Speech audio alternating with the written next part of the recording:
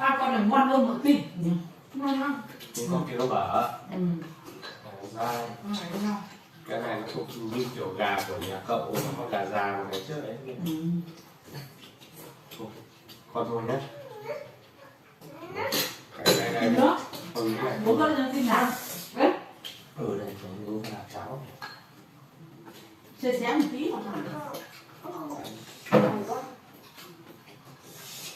Kéo. Kéo lên. Phải. Kéo. Ăn đưa nào? Đây. Xin.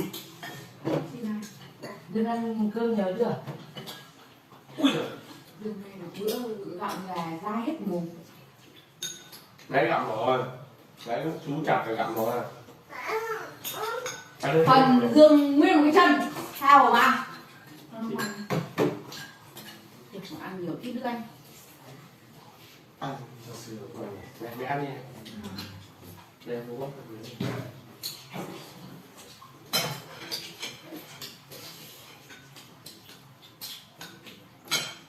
Không ăn đâu. Cày lắm, chấm nước này cay lắm. Các ăn không. Thôi. Đây này, bạn ăn ở đây này. Miếng dai nhỉ?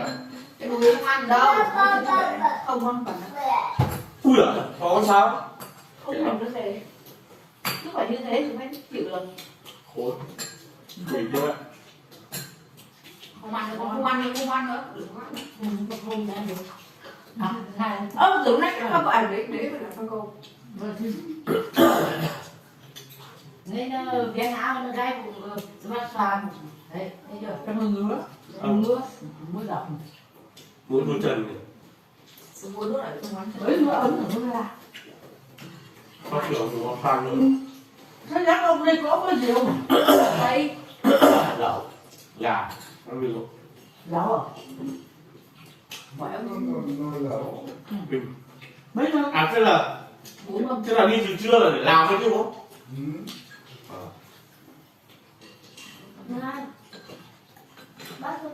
Không có gì đâu.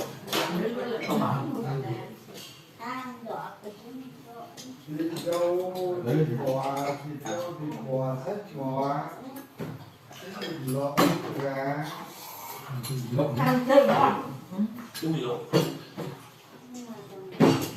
Ăn cái nóng, hay ăn chú còn được. Khuyên. Lâu đỏ. Khuyên ạ. Biết. Tôi là con nó. Dạ. Đấy. Và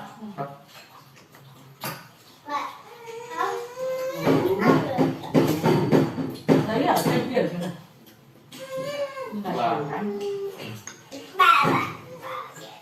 Đàn bà là hay cùng ăn được mấy cái. Đàn bà hay cùng lắm. Chị nói còn đứng giống nhau nhỉ? Đúng không? Cứ cái ảnh luôn. Thế rồi. Nữa hả? Đây sạch phải bóc chia. Đây sạch. Đây bố làm cho, bố bóc cho. Gà là giàu đêm đêm ngày thế ghê. Đây. Đây. Chưa đây nó làm phải gối đầu tay nó đây. Đây cứ để. Nó cuốn không? Em ba Đây. Mama. Nói gì rồi? Thôi không, biết gì rồi đấy. ông tàu lửa đây. Ông lượn đi, nó lại không nữa. Cho chị cô xin cái bên đây. Lấy cho sư Biết nó là cái gì không?